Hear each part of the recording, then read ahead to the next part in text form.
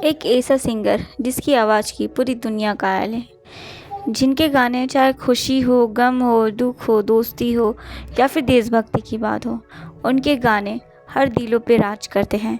तो हम बात करने वाले हैं आज अरिजीत सिंह की। हेलो दोस्तों, मैं हूं नंदिनी और आप देख रहे हैं आशिक की किरण। अरिजीत सिंह एक बहुत ही मिडिल क्लास फैमिली से बिलोंग करते हैं। उनका जन्म 25 अप्रैल 1987 को जियागंज पश्चिम बंगाल में हुआ था। इनकी माताजी का नाम अदिति सिंह और पिताजी का नाम कक्कर सिंह। इनके 2 भाई बहन हैं और ये अपने भाई बहनों में सबसे बड़े हैं।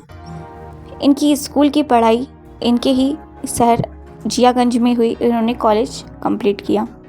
क्योंकि इनका शुरू से ही बचपन से ही सिंगिंग में बहुत ज़्यादा ध्यान था, इंटरेस्ट था, तो इन्होंने सिंगर बनने का ही सोचा। सिंगिंग की बात की जाए तो इनकी ननिहाल से इनको ये विरासत मिली हुई है। इनकी माँ, मामा, नाना, नानी और मौसी सभी लोग सिंगिंग में महारत हासिल की है। इनको बचपन से ही सिंगिंग की जो बेसिक सीख होती है वो इनकी माताजी से इन्हें मिली है। इनकी मम्मी एक पार्श्व गायिका हैं जो तबला वादन, ढोलक और हारमोनियम बहुत अच्छा बजाती थी। इनकी माताजी ने जब ये थोड़े बड़े हुए तो एक सिंगिंग स्कूल में इनका एडमिशन करवाया, जहाँ पर इन्होंने आचार्य हजारी प्रसाद जी से पार्श्व गायन और आचार्य धीरेन्द्र प्रसाद जी से ढोलक वादन और तबला वादन सीखा और पॉप सिंगिंग भी इन्होंने इन्हीं से सीखी। इसके बाद ये मुंबई आ गए और मुंबई में ही अपना लक आजमाने लगे। मुंबई में इन्होंने एक टीवी शो 10 के दम में भाग लिया। वहाँ पर यह सिलेक्ट हुए और सेमीफाइनल तक गए, लेकिन पब्लिक सपोर्ट और वोट ना मिलने के कारण ये वहाँ से एलिमिनेट हो गए। उसके बाद इनका करियर बहुत ज़्यादा अप डाउन होने लगा। इनकी एक को पार्टिसिपेट रही जो इनके साथ काम करती थी, सिंगिंग करती थी, रूपरेखा बैनर्जी, जो इनकी बहुत अच्छी दोस्त बन चुकी थी। तब इनके साथ यहाँ म्यूज़िक एल्बम लॉन्च करने का इन्होंने सोचा, पर वह सक्सेस नहीं हुए। इन्होंने यह भी कहा जाता है कि इस समय प्रीतम जी ने इन्हें एक म्यूज़िक एल्बम में लॉन्च करने का सोचा था, पर वो भी नहीं हो सका।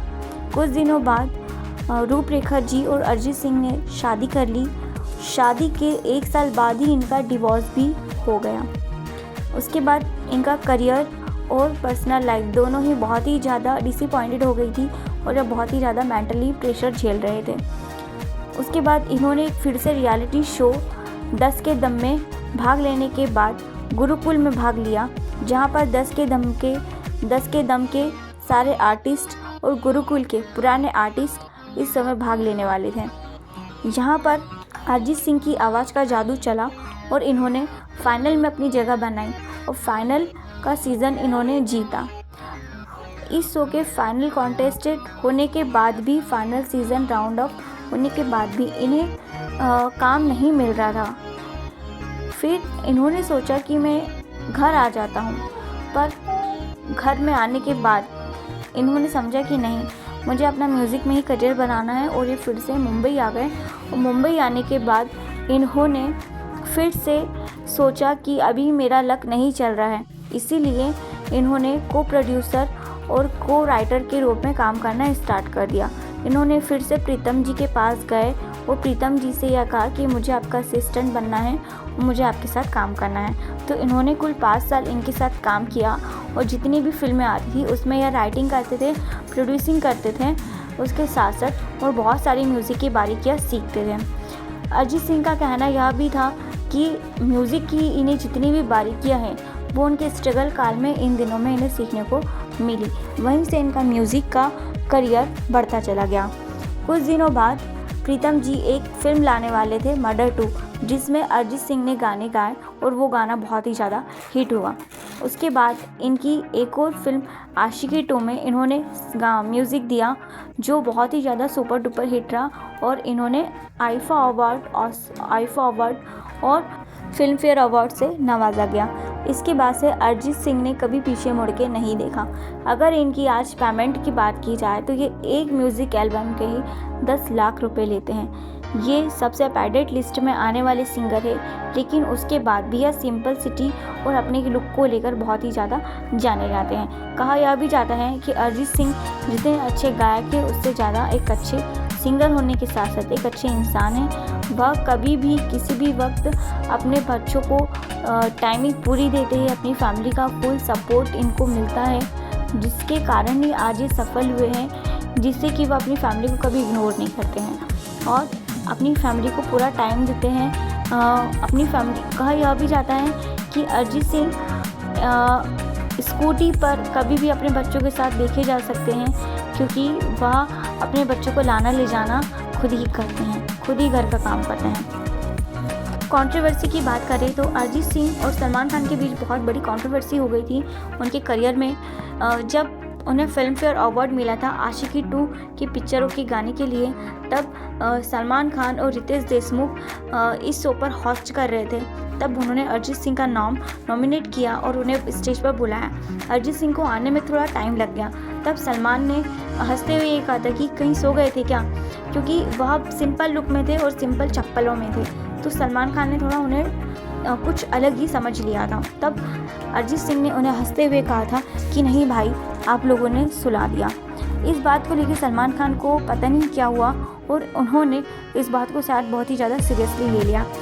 कहा यह भी जाता है कि कुल 10 साल तक इन्होंने बात नहीं की और एक बहुत बड़ी बात ये होती है कि सलमान खान के साथ जिसने भी पंगा ले लिया है, जिस भी आर्टिस्ट ने या सिंगर ने, उसका पूरा करियर बर्बाद हो जाता है। लेकिन अरिजीत सिंह के साथ ऐसा नहीं हुआ। उनकी इतनी लड़ाइयाँ होने के बाद भी, सलमान खान से दुश्मनी लेने के बाद भी इनका करियर ऊपर बनता रहा, इनको फिल्में मिलती रही, इनके गाने बनते रहे और बहुत ही ज़्यादा पब्लिक में इनकी डिमांड बढ़ गई।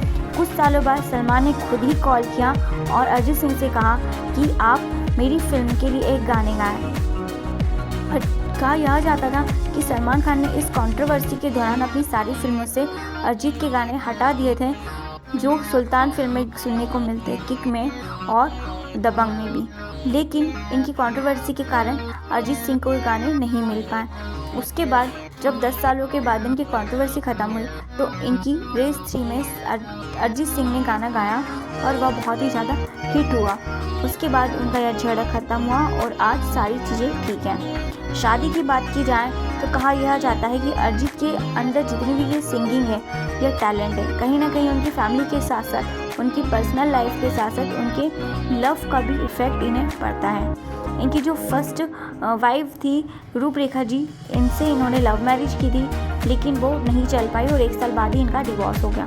उसके बाद इन्होंने अपनी फ्रेंड कोयल रॉय से शादी करी, जो कि इनकी बचपन की फ्रेंड थी और इनकी शादी बहुत ही ज़्यादा सक्सेसफुल है। इनका एक बेटा और एक बेटी है। चूँकि पहले कोयल की शादी हो चुकी थी, ऑलरेडी वो मैरिड थी, उनका भी डिवोर्स हो चुका था, लेकिन इन सब के बावजूद अरिजीत सिंह इनसे बहुत ज़्यादा प्यार करते हैं और बहुत ही ज़्यादा इनका सपोर्ट करते हैं हर कामों में। वहीं इनकी वाइफ भी इनको हर कामों में बहुत ज़्यादा सपोर्ट करती है, इनके करियर के लिए भी बहुत ज़्यादा सपोर्ट करती हैं। और आज माना जाता है कि कहीं ना कहीं अरिजीत सिंह की सफलता के पीछे इनकी वाइफ का ही हाथ है।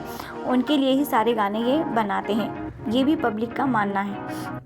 अरिजीत सिंह जितने भी रोमांटिक गाने गाते हैं या जितनी भी सिंगिंग गाते हैं, वो कहीं ना कहीं शायद इन्हीं के लिए गाते हैं, इसीलिए लोगों को इतना पसंद भी आता है, क्योंकि इनके ये गाने दिल से निकलते हैं।